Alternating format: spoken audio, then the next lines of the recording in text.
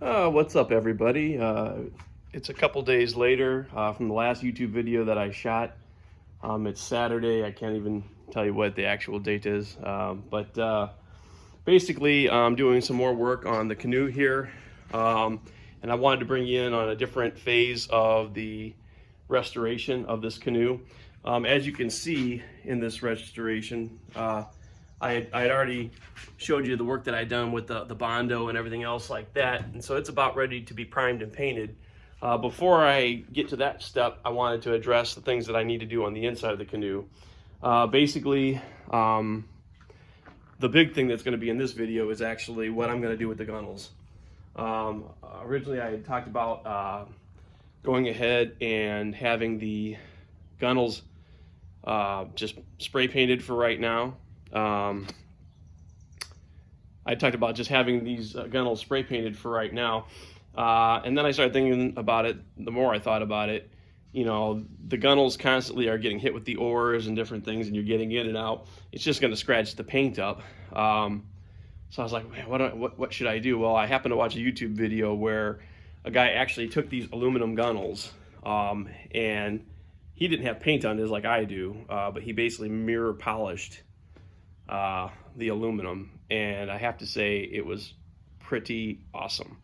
It takes something that's kind of ugly like this and makes it look really nice. I don't know how well it's going to work, if I have enough time to do it all, but I'm going to do the best that I can. I've already done a little bit of a test patch because I've never polished aluminum before.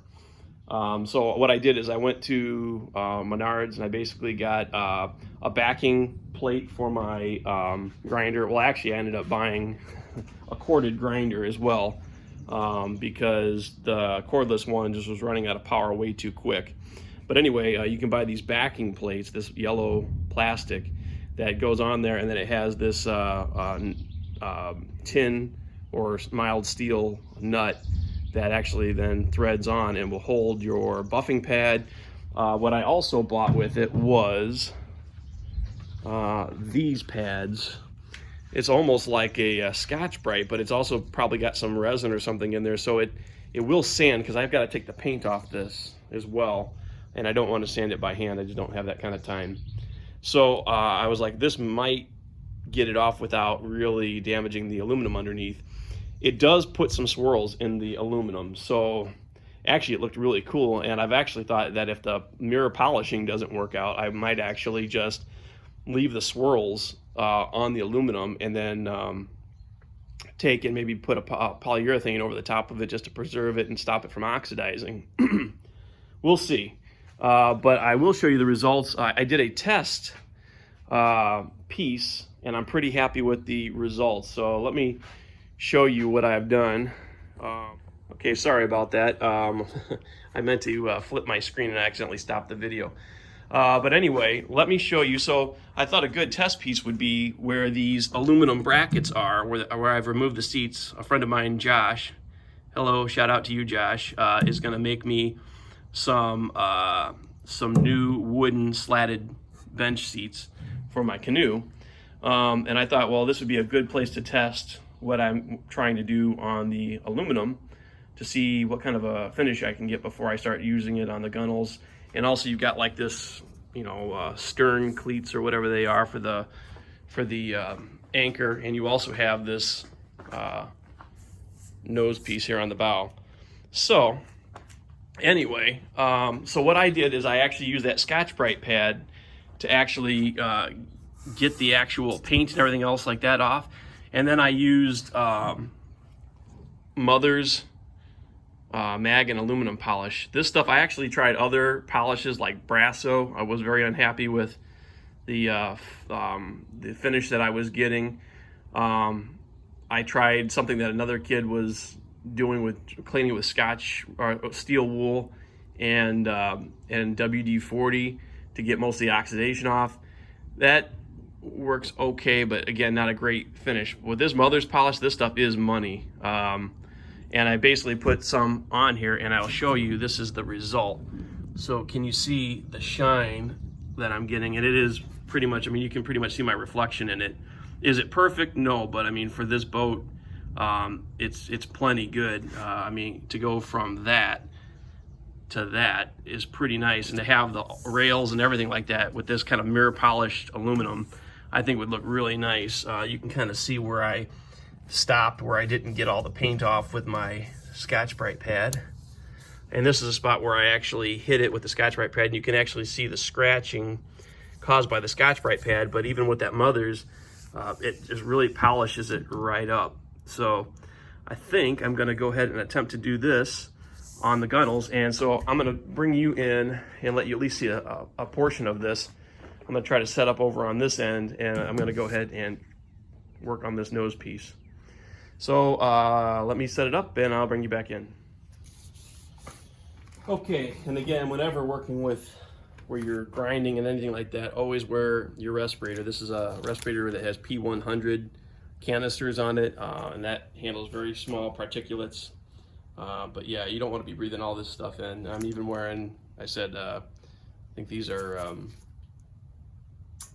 they're not nitrile gloves, but they're the other one that everyone's always allergic to, but I'm not. So anyway, but yeah, wear some sort of protective gloves.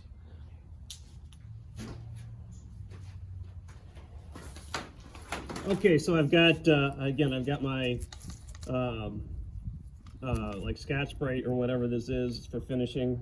They sell it in different grits, but this is a pretty fine grit. But I'm gonna go ahead and use this now to take the paint off and get it to where I can polish it.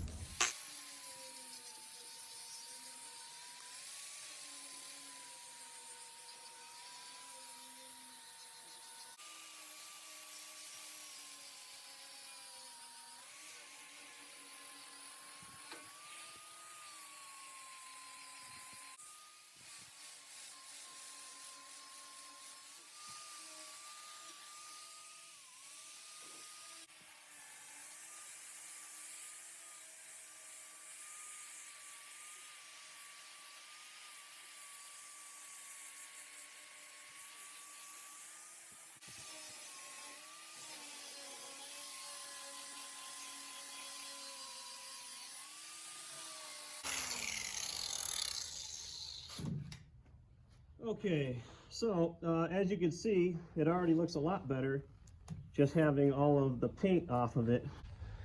What is up, everybody? So this is a couple of days later from my last clip. It's now Monday, and I've had a couple different opportunities to come out here and start working on the boat or on the canoe. There was a lot more work than what I had anticipated, but let me just show you what we've got done here. I'm gonna flip the camera.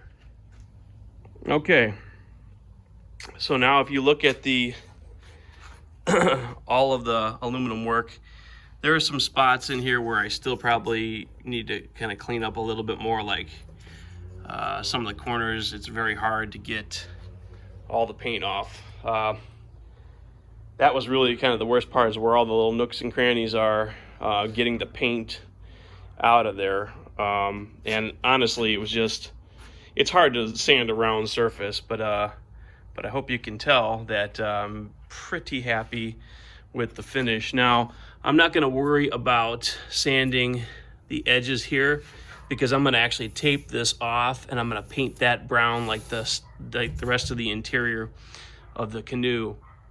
So all I really did was just the pads, so that the kind of the polished aluminum, it's actually more like a brushed aluminum. I didn't end up doing the mirror polish finish, at least at this point. One, because there are enough imperfections in the aluminum that I feel like the polish actually kind of shows all those flaws up, whereas this brushed aluminum look, it seems like it kind of hides them, and it would be pretty easy to just kind of go over it again with the sandpaper or whatever this is. This is like some sort of a,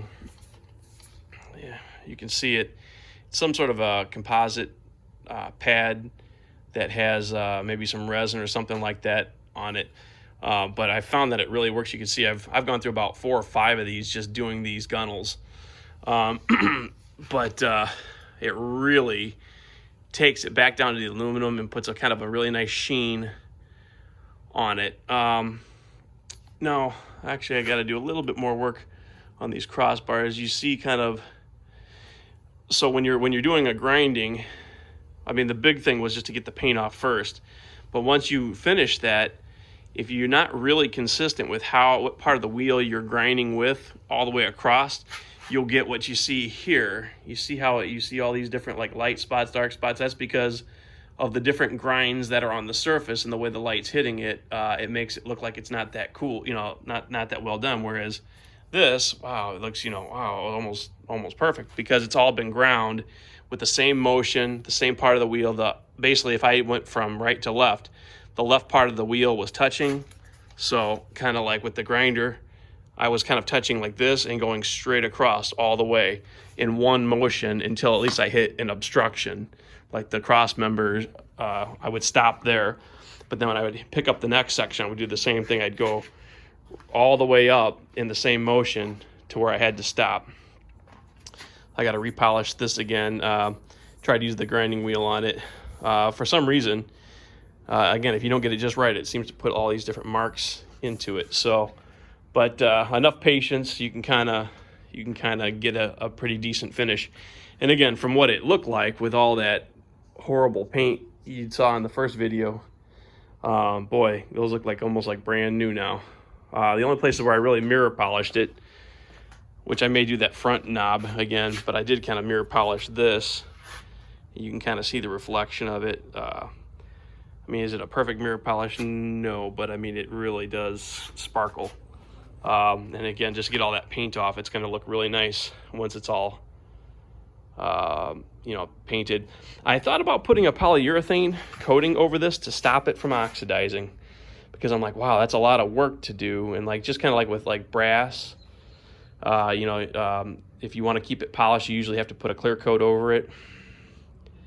I'm kind of debating, but I'm thinking I might not do that, because with as hard as it was to get all of this paint off here, if that clear coat ever starts to discolor, I'm going to have to do this all over again. And honestly, I'd almost rather just take some polish and repolish everything now that it's down to the aluminum. And then I'm less worried about like chipping it and stuff like that, with hitting it with the oar, the paddles and things like that. The one thing that I don't know if it's a compromise or not, maybe it is a little bit, but as you can see, I only did down to that edge, because again, all of these rivets are sticking out, and I'm gonna go on my fishing expedition here in like a week and a half, and I just do not have it in me to try to go over all of those rivets. One of kind of my last ditch effort to think about taking that back to the metal was, if I can find it here. Sorry, I'm kind of making a little bit of a mess. I think it was over here.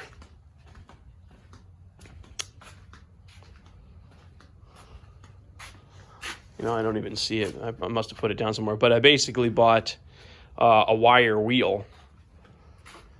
Oh, here it is. I bought a wire wheel that I could put on my grinder, hoping that it wouldn't tear into the aluminum too much. And so I actually did a little section right here. And actually, so I don't know if you can see this. So there's one where I did not do it. Now look at the profile of that rivet compared to the profile of that rivet. You see how it's ground down quite a bit from there to there? That's from the wire wheel. And this rough surface right here is from the wire wheel. It just tore right into it. It actually bumped this a little bit, but I went back over it with the little sanding, those sanding pads, and I got kind of a nice finish back on it again. But that told me right there that I'm not going to risk grinding my rivets, or again, I already did enough of these where I accidentally went and bumped that wheel. Sometimes if you don't hold it just right, will grab on you unexpectedly, and you'll see several places where I accidentally came down. This one's kind of deep, where I kind of came down and I nicked it. So I'm going to have to now re-bondo those spots again. And then what I'm going to do, again, I'm going to paint the outside International orange. The inside's going to be brown. I have a friend, Josh. Shout out to Josh. He's going to make me some hickory seats, some slatted seats to remount. But what I'm going to do then is I'm actually going to attempt to make a nice tape job here. And I'm actually going to paint the bottom of the aluminum the same color as the body. So all you really will see is the brass come to here and the body color there. Or I could even, if if I really wanted to add some detail, don't know that I will, I could actually maybe take a little bit of that brown. I could tape here and tape there and pinstripe the brown, which might be a nice little detail to kind of make it pop a little bit. So we'll see. It depends on how much time I have. Right now I've got to, finish the last little bit of grinding to make all those flaws go away. And then I'm gonna go ahead, and I have a little bit of repair work to do on the fiberglass. I will try to make a video and bring you in on that. Again, none of this stuff's gonna be perfect. I'm not really sure. There's actually some drains of some sort. I don't know where you would want that water to drain to, being that I believe this is supposedly like an enclosed thing, unless maybe it's supposed to leak out in the bottom there. I'm not really sure what those are, but I'm gonna leave them. So maybe like right in here, it looks like maybe could be a little flaky. It's not terrible. I might just paint it, I don't know. But the big crack that I really do want to address was up here in the nose of the canoe. You see up in here, it's separated from the side, and it's actually kind of soft. So I'm going to vacuum it. I'm going to clean it down a little bit. I may grind some of that out, just so that my piece of fiberglass will lay in there nicely. I went to Menards and I bought a fiberglass kit. So here's the actual cloth. And what did I do? This is the curse of old age. Don't get old if you can avoid it. Memory just goes right out the window. Somewhere around here, I actually have the resin. I'll have to find it later. But I have the resin, so I'm going to do my best. Watched a few YouTube videos on doing it. Doesn't look, honestly, that difficult as long as you mix your resin correctly. Dries fairly well and do your prep work well. But I'm going to go ahead and put 1 or 2 or 3 layers, maybe 2 layers on here, just to refirm that up a little bit. There was kind of like one spot right here I noticed. I don't think it's really structural in any way, but someone gouged it. I may put at least some resin on there, or maybe put a little patch over that. It's nothing that it didn't go all the way through, obviously. But then I'm gonna go ahead and Bondo these nicks that I put in there. Hopefully I'm not gonna go crazy and try to fix every nick and scratch. The more I walk past it, I see little gouges here, there. Again, I want this tilling to look good, but at the same time, I don't want to make it look so great that I'm afraid to put it in the water and I'm afraid to go fishing in it. So anyway, I will make a video then about, I'll bring you back in a little bit when I'm about to do the fiberglass work. And I said I've already made a video about the Bondo. You don't need to see me do more of that. And then we'll bring back when we're ready to start painting. All right. Okay, YouTube, welcome back. So I do want to apologize. I got so kind of got so excited about fiberglassing that I pretty much did some fiberglassing yesterday, which was after I shot my last clip, and I said I was going to bring you in for the fiberglassing. I kind of got so wrapped up in myself doing it that I finished, and I go, oh man, I meant to make a video about this. So not to worry though. So I'm going to show you what I did, but actually I do think I need to probably put on another layer or 2 of fiberglass, so we'll still be able to do it. But as you can see, the boat looks a little different because I finished, I polished the whatever you want to call it, the bow. But I went ahead and I also taped off all the gunnels and the polished aluminum for the seats, because after we finished with the fiberglassing, which here is an example of, let's see if I can get this over here where you can kind of see. Sorry, I'm kind of trying to manipulate the tripod here. But you can kind of see, sorry about that, the spot down here. And this is where there was some cracking right along this seam. Sorry, let me just try to extend the stick here, the tripod stick. Okay, so right along this seam, you can't really see it anymore, but right along this seam, there was a crack where this piece had separated from the wall. And so I've gone ahead and I've laid 2 layers of fiberglass over here. It's my first time actually fiberglassing, but I do like it. It's actually been pretty enjoyable and very easy to do. So again, if I can do this, any of you can do it, so give it a try. But basically, you will notice, I'm sure somebody who does fiberglassing will probably be quick to point out that, well, hey, wait a second, you've actually fiberglassed over the paint and some of the primer, which you're not really supposed to do. You're supposed to sand down, and as you can see, I did sand down to some degree to the fiberglass, so that the fiberglass that I'm putting on will adhere directly. The problem is that I don't have an attachment that would get up into here. It gets obviously very narrow the further back you go. Sorry, I can't quite show you with the light where it's at. So I could only get so far, and I figured, well, it's better to have some strength there than no strength. So I just laid it over the top of it. So did what I could. And then I did another little patch, as you can see right there. There was just a little spot where something maybe hard had got jabbed into the side of the fiberglass and kind of tore it up a little bit. So I wanted to kind of put a couple layers over the top of that to seal it back down. And then finally, one more spot where the fibers were all kind of sticking up, I went ahead and just took some of the resin and just kind of got those to lay back down again to some degree. So what we're gonna do this evening, the only, again, 2 layers, I've never fiberglassed before, as I said, so I'm not really sure.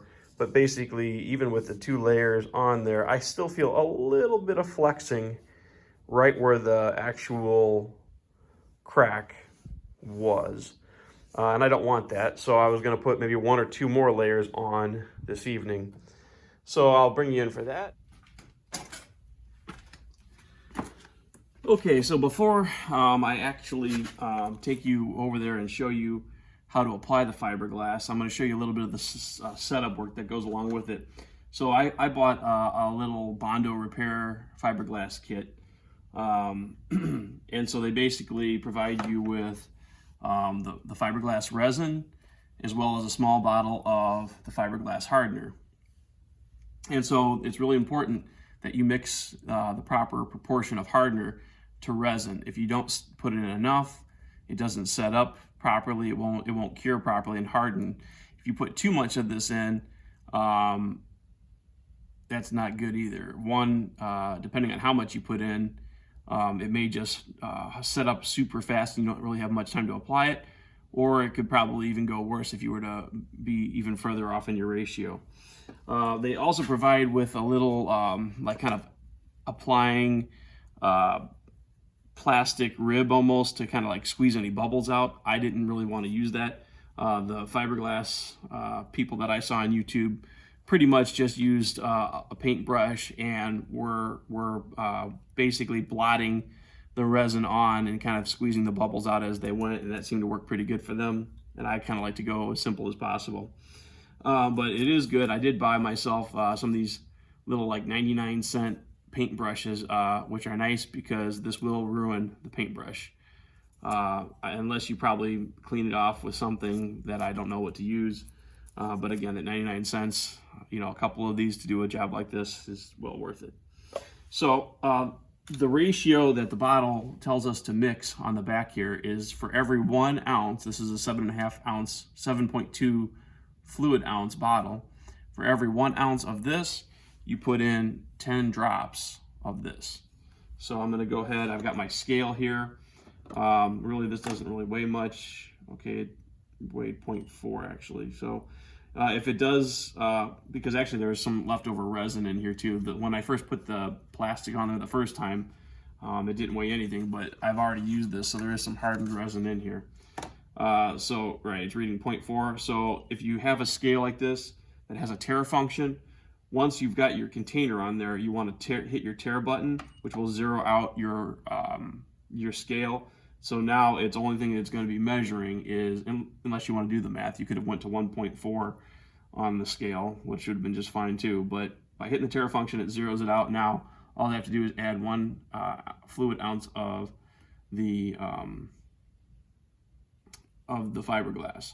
But before we actually go to mixing this, we also want to go ahead and prepare our 2 pieces of fiberglass that we are now going to apply over it. Okay, so here we have our 2 patches. Just did the best I could to kind of make them somewhat even, but they're about 3.5 inches or so wide, maybe about a foot long or so. So I'm going to work this up. Get a better angle for you here. I'm going to work this up, kind of try to get it up inside to lay down like so.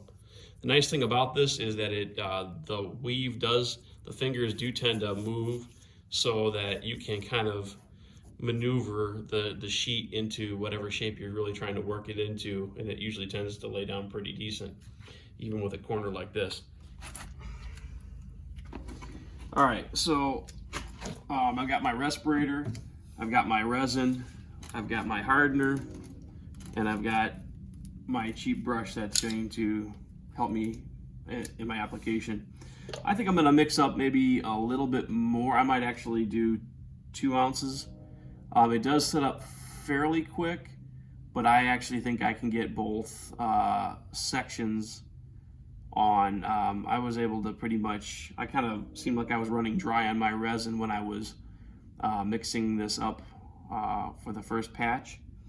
And I'd rather have a little extra. I don't think, I'm not nearly going to use all of this. So I'll probably do 2 ounces of resin and then 20 drops of the hardener. So let's go ahead and get at this.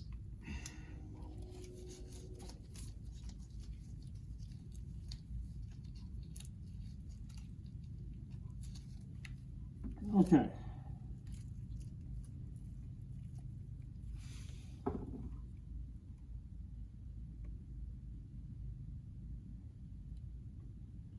There's 1, 1.5, there's 2.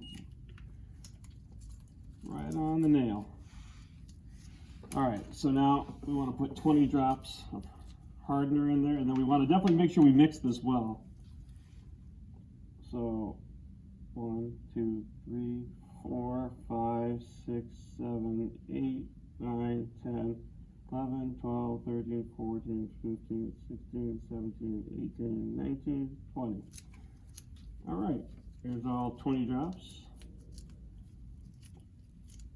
All right, let's go ahead and get set up over here and we'll start applying some fiberglass. All right, so we got our brush. And so what I'm first gonna do is I'm just gonna blot on just a little, tack on a little, I'm gonna mix up the resin and the hardener real good. And then I'm just going to go ahead and just lightly start coating a little bit where I'm going to be applying the patch so that it has something to stick to. You don't want it moving around. If it's super dry, it tends to really want to walk on you a little bit. So I'm just kind of lightly blotting it on where I believe I'm going to secure my patch to. And again, I don't know, they said about 4 or 5 minutes you have, and I'm gonna try not to push it. So now you always want to wear gloves with this. You don't want to get resin all over your hands. So we're gonna go ahead and I want to lay this so that I don't really have any of it overlapping the metal. So I just kind of want it just to sit in there just enough. But I do want it to come down to where it is now going to completely cover that area. As you go, you'll probably kind of see extra strings and stuff like that. I kind of use the resin to try to blot it down as best I can. But so let's go ahead and start applying the resin. And you just kind of want to dab if you don't dab, if you start by making a bunch of sweeps, you're just going to pull your patch out of place.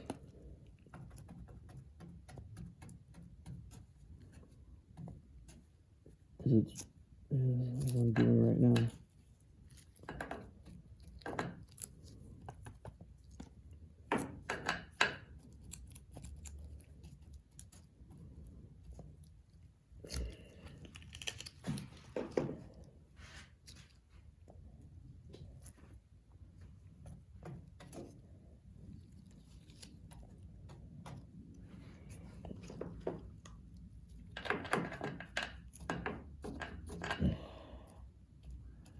So what you're really trying to do is to get all the strands to lay down nice and flat. I said, especially up in that tight area up there is going to be kind of hard. But then just start working your way down. And again, where this crack is where you really want to make sure you get all the air out. Hello. There's a spider.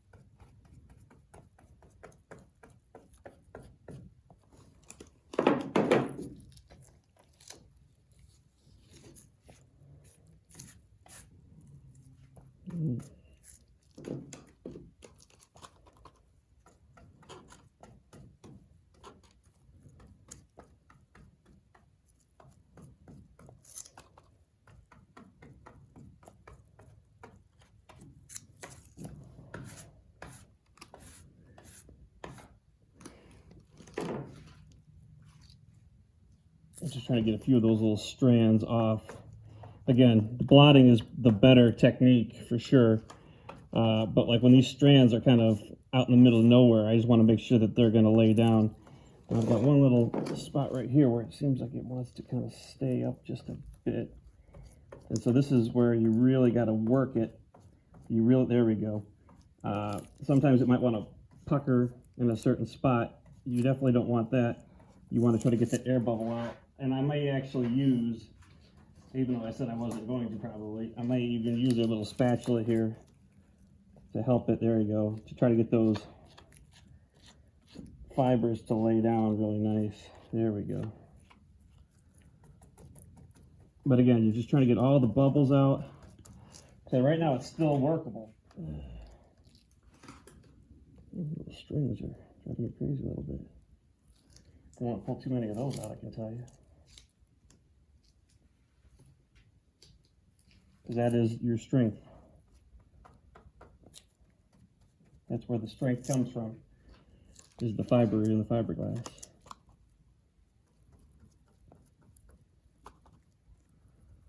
I just want to hurry up and get all these strands kind of adhered down before they dry.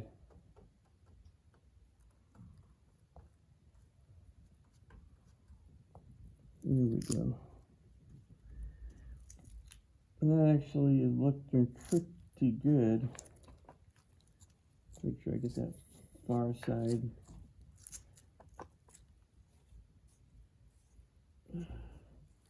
So I'd rather actually put a little extra resin on than it being too dry.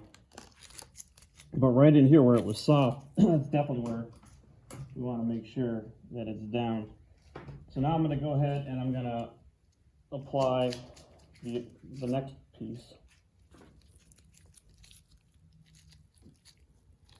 over that. So now that'll be 4 layers when that lays down. 4 layers of fiberglass.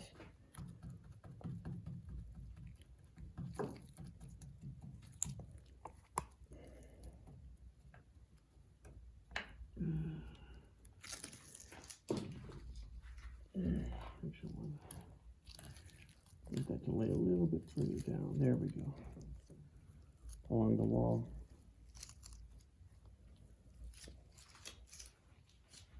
Tell you, these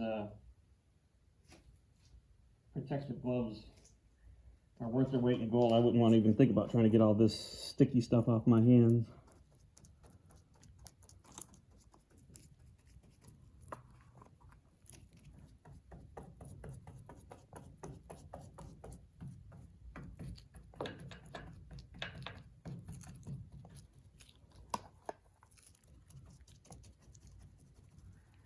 Again, you're just trying to make sure that it really adheres completely.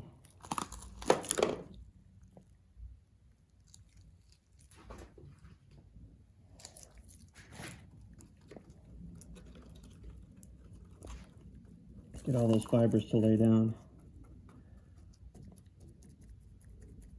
Right down into the seam.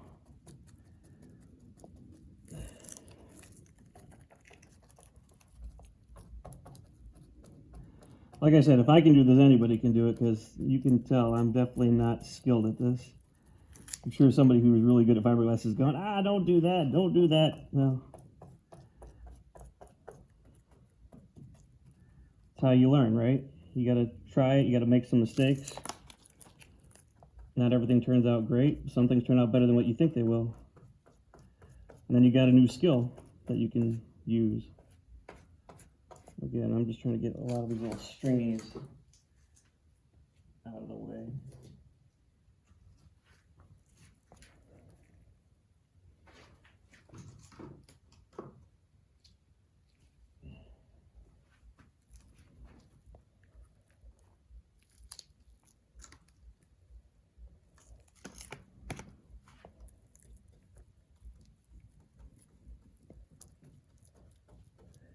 So yeah, just working all those little bubbles out, and then when I get to the edges, just making sure all the fringe pieces are nice and stuck down. This is starting to set up a little bit, but again, we've already been working on this for like a good 10 minutes, and it's still plenty workable. Got a little dry spot up here still I gotta get. No dry spots, that's for sure. But it's good. I don't really see any bubbles in there. I think all my layers are pretty well down. I'm going to put the last little bit of this resin on here. Because when these edges come up, they are kind of rough. And again, I might be fishing in my bare feet, so we don't want to, really want to get plenty of resin on these outer edges. Make sure they're good and stuck down. Let's see.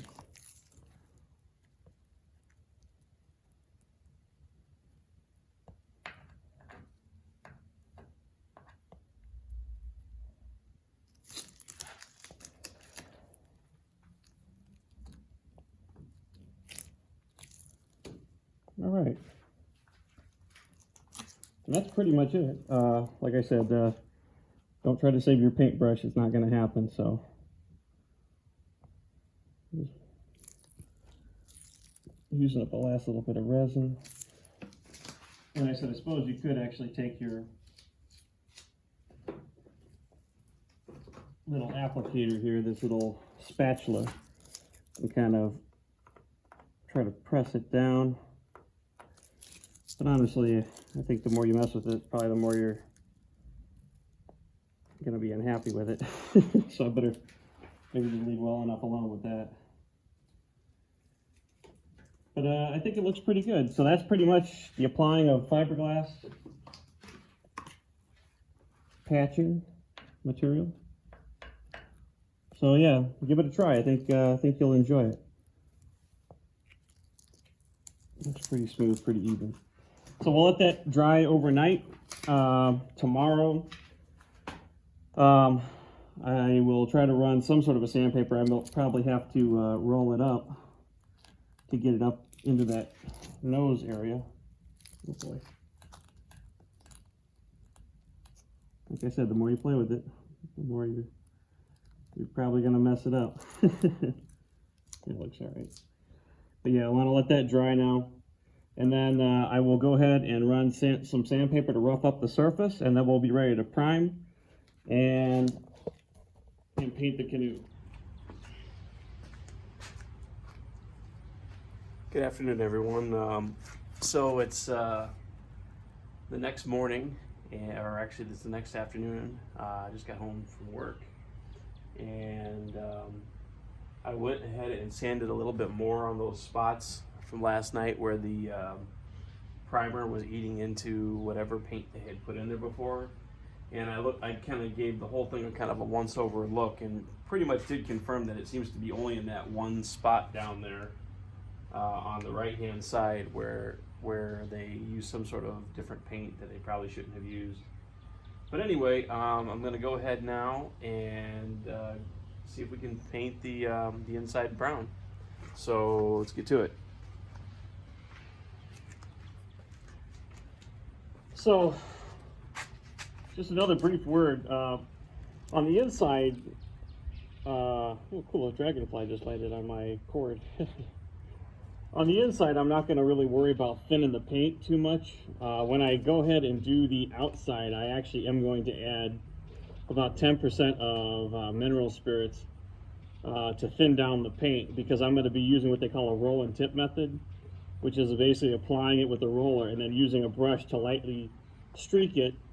And what happens is that kind of breaks the surface tension of that texture with the roller, and because it has the mineral spirits, the idea is that it's going to then kind of flow in and almost give you not quite the same effect as if you had sprayed it, but it should be a very nice even coat. So let's go ahead and get back to it.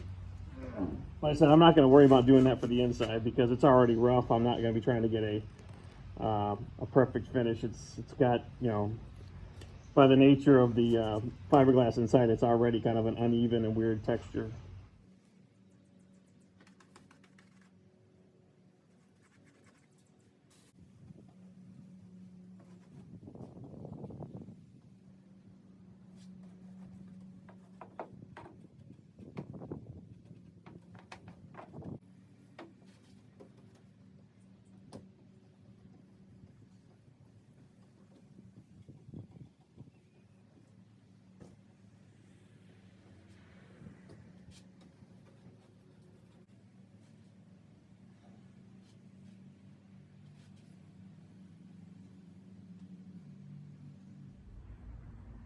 Okay, so sorry about the video cutout. I think someone called my cell phone and it stopped my my video. But anyway, I was able to get the whole inside painted, just finished. So, and the good news is, I would say I still have probably a third. Sorry about the muffle, but I still have my respirator on because I just finished painting. But I still have probably about a third of a can, at least a quarter of a can of paint left. Probably a quarter.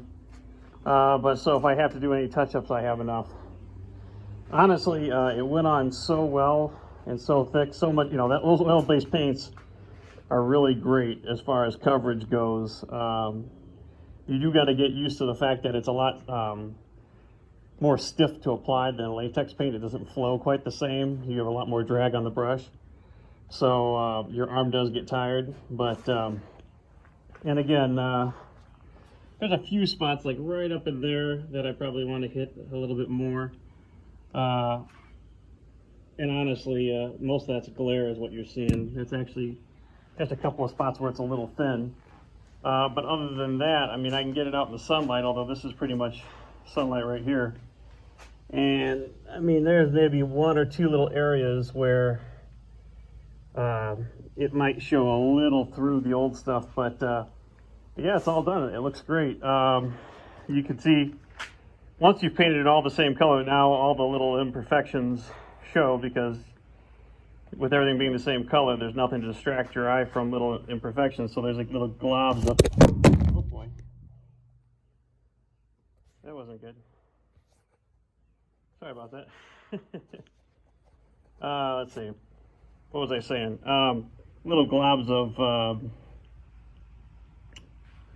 I don't know if that's epoxy or something like that. And obviously you can see the inside patch a lot better. And that's kind of what it looked like on the outside before I ground it all down and bondoed it. So hopefully it'll look good. That's the one thing again about doing a high gloss too, is a high gloss, because of the reflections of the light, you pick up every little imperfection. But again, the inside of the boat, it just gives it character. It's more the outside that I want to really be streamlined and as close to perfect as I could get it. And even that, who knows how it's really going to turn out. But anyway, we'll let this dry. I'll touch up whatever I got to.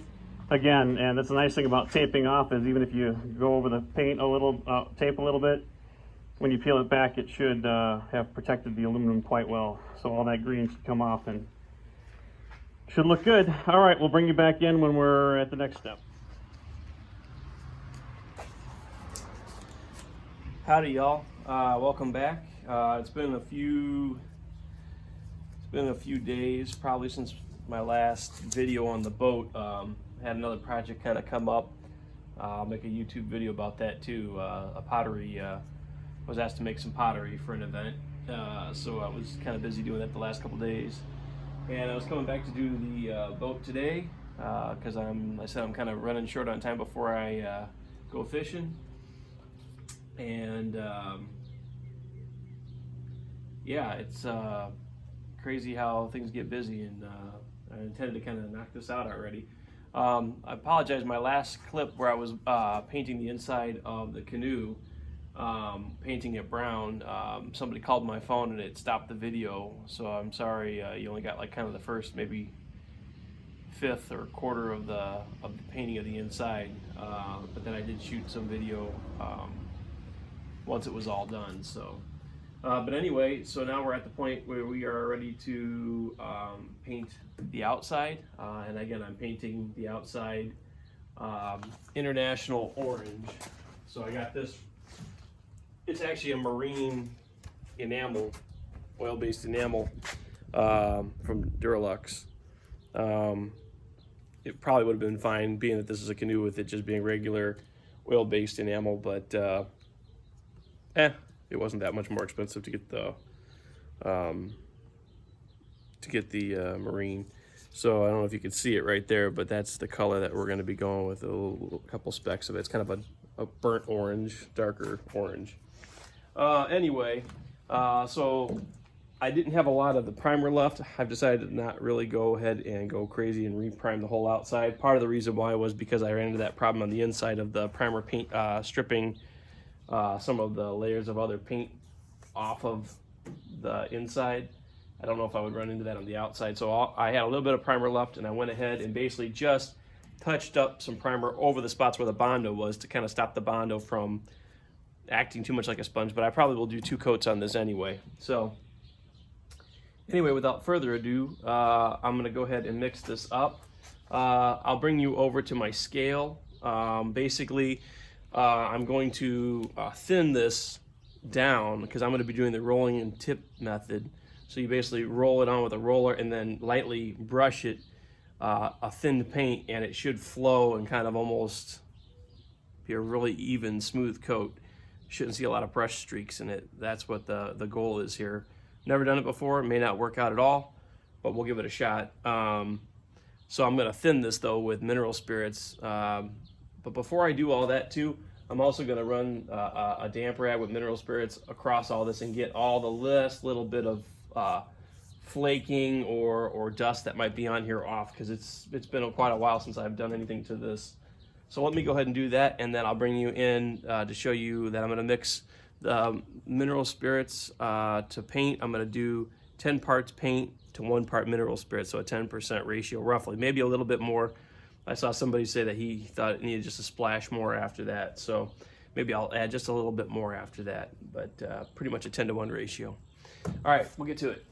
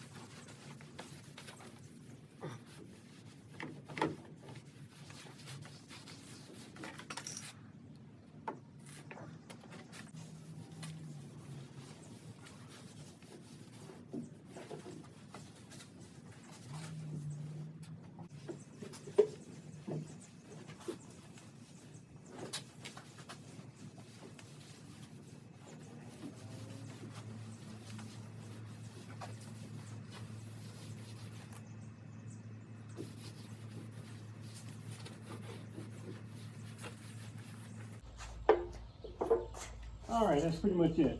Not, don't go too crazy. Just mainly trying to get it nice and clean. The mineral spirits, or even these cheap gloves, I tell you. You know what? That might even be due to the mineral spirits kind of breaking these gloves down.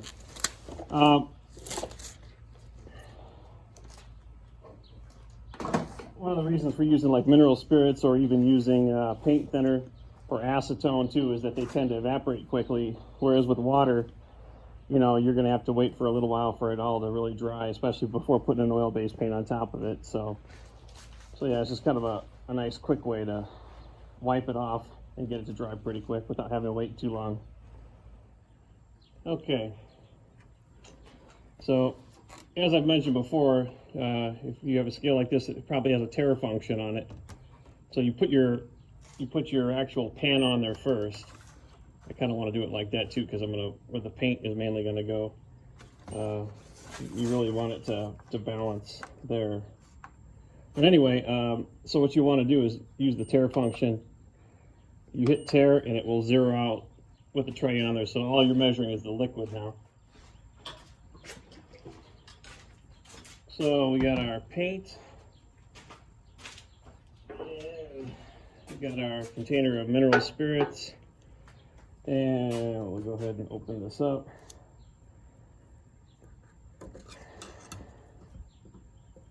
Hopefully I get pretty good coverage. Thinning the paint will hopefully help it also to spread a little bit further along.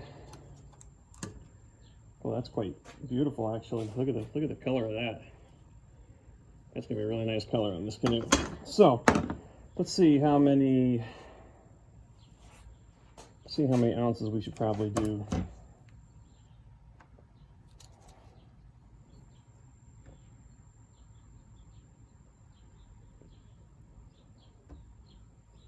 Ooh, kind of a chunky in there. I have to make sure I get that out.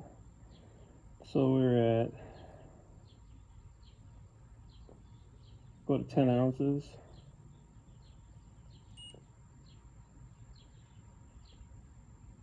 There we go, 10 ounces. If it's a little high or a little low, oh yeah, it's kind of, well, the reason why it's actually showing less than 10 ounces now is because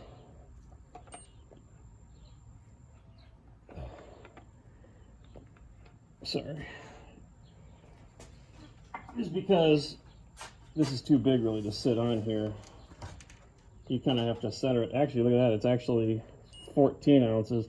So as the liquid was moving, it actually was throwing the scale off because it was not centered over the load wasn't centered over the actual load cells in there. So being that that's almost 15 ounces, if you want to go to a 10-to-1 mixture, then you would want to add 1.5. It's basically 15 ounces. You would want to add 1.5 ounces of mineral spirits. So that should take us to, what, 16 and a half or thereabouts. So we'll go ahead and dump a little of that in there.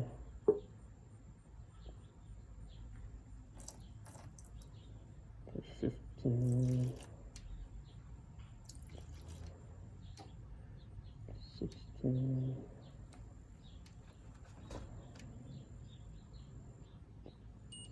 Kind of hard to measure like this. I think we're going to call that. There's 1 pound. But again, it's one of those where it's all about getting the load just right. We're going to call. Oh, that's a little over. Okay, well, if it's not flowing right, which I said I wanted to go a little overboard anyway with the mineral spirits. If it's not flowing right, we can always add a little more paint to it, but that's roughly the mixture we want. So I'll mix that up. But let's go ahead and reset ourselves back up over here by the boat so you guys get a decent view here of what we'll be doing. And we'll just go ahead and give it a try. Where's that one? Wow.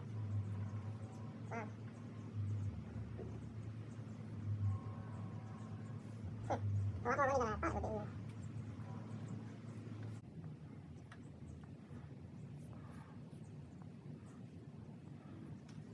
Sorry about that. Oh, boy, I'm making a mess.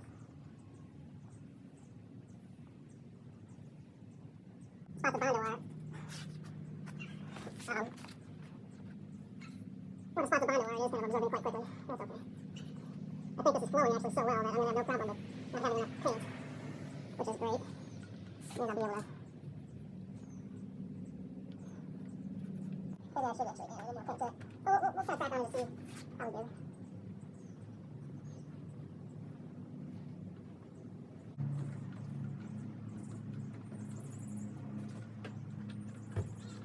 Well, we'll see. It's kind of drying irregularly.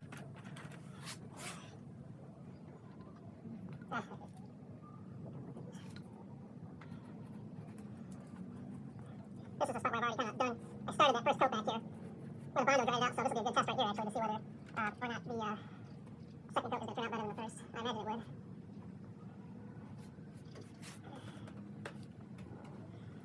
Yeah.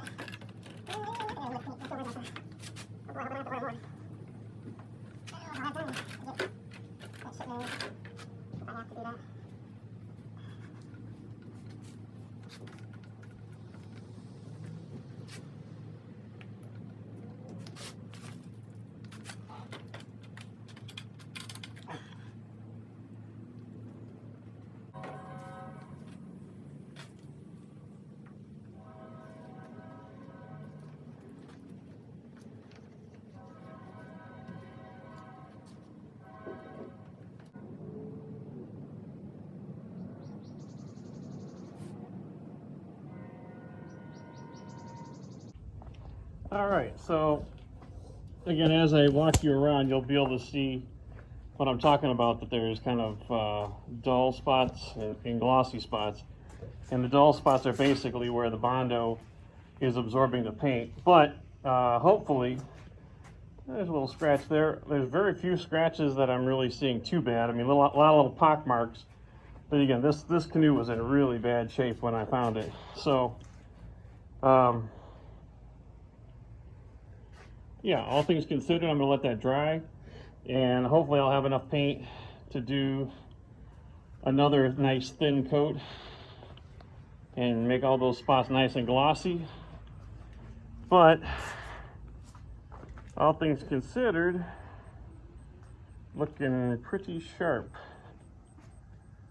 So yeah, I'll go ahead and I'll cut the video. I probably won't bring you in when I do the second coat, but I will try to come back and show you the final product once I've got it all dry, and then maybe I'll start peeling the paint, the tape off, and then we'll just have to put the seats in, and we'll be good to go.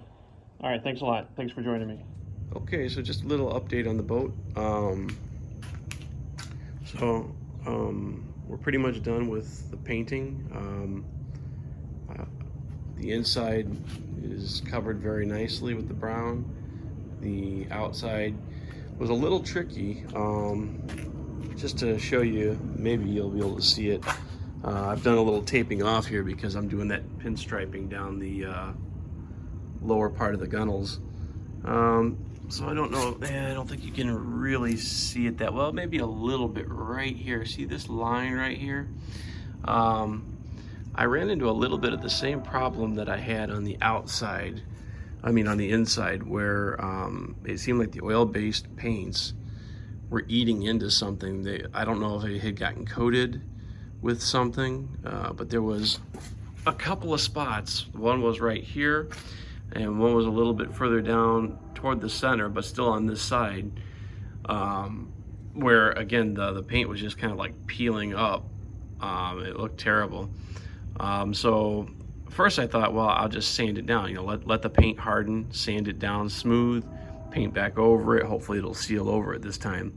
But what I found was when I actually went to start sanding this back spot here, instead of just like sanding off really nice and orange, I started getting down into whatever that was painted over. I guess I never saw it before with all that black on there, but it was turning black and it was like gooey. And I'm like, well, there's just no way I'm gonna be able to just gloss over this. It's just gonna keep peeling up if it's exposed like that. So what I ended up doing, I don't know, it was the best way. I couldn't find a scraper right offhand, But what I did have was one of my nice sharp wood chisels. So I just very lightly went over the surface of it, and it really just, well, actually you can kind of see the shavings right here. I mean, they just peeled off super nice. And I was able to really get right back down to the surface of the fiberglass. I was able to get all that stuff off pretty much. And then what I did is I just lightly sanded the edges of my lines so it wouldn't be so noticeable. I mean, you still see it, but it's, man, it looked 1,000 times better. I did not have to do that on the patch on the underside. It seemed to sand down pretty well, so I just painted over it. But as you can see, I got a really nice finish with that rolling and tip method. Obviously things look better even on camera sometimes than they do in real life. It's not a perfect job. There are still some scratches in the hull. But I mean, again, if you think about from where we came from, it's 1,000 times better. As a matter of fact, again, realize that right down there was where that patch on the outside was. You can see just a little bit of a bulge. Not hardly, I mean, it's hardly noticeable at all anymore. And that's mainly all I was really going for, was just to make it look really nice on the outside. I knew I wasn't gonna be able to ever make this thing look perfect again, but because the patch itself is right here on the inside. But anyway, my buddy Josh, again, thank you so much, Josh. Shout out to Josh. Made me some new slatted seats. I still have to get the hardware to fix it down, but I've already peeled off the tape so you can see the nice polished aluminum under there. So that came out super nice. I'm super happy with those seats. Boy, they fit in like a glove too. I mean, he really did a fantastic job. So yeah, so I went ahead and I put the blue paint on the gunnels. I'm just waiting for that to kind of get tacky and set up to where I know it won't run. And then I'm gonna go ahead and peel off the rest of the tape, and I'll do one final clip to show you the final result. All right, we'll see you in a minute. Okay, so this is pretty much the last video clip. I just wanted to show you how the Canoe turned out. Got all the paint, all the tape peeled off. I really could not be much happier with how everything turned out. The blue pinstripe looks great. The tape really, man, the frog tape was amazing as far as how well it held up. But the seats look gorgeous, and we're good to go. So got it done just in time. I'm actually doing a firing on the kiln right now. Doing a low fire, a low glaze fire. Yep, but a couple coats of that international orange on the outside looked really good.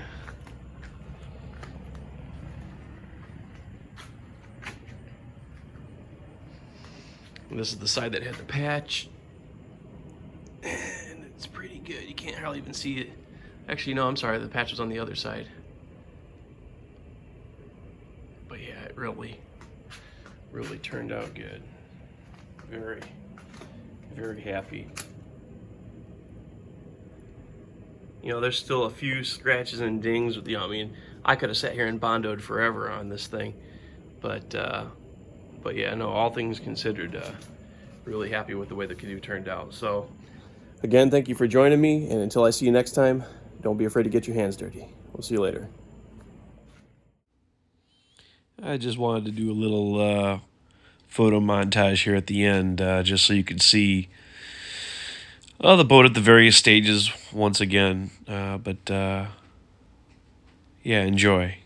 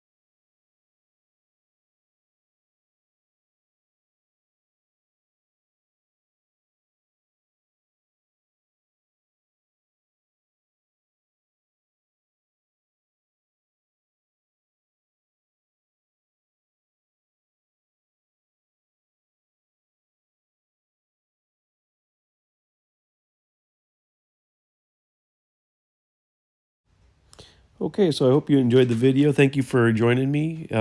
If you enjoyed the video, please don't forget to like and subscribe and share this video with others. And until I see you next time, don't be afraid to get your hands dirty. I'll talk to you later. Bye-bye.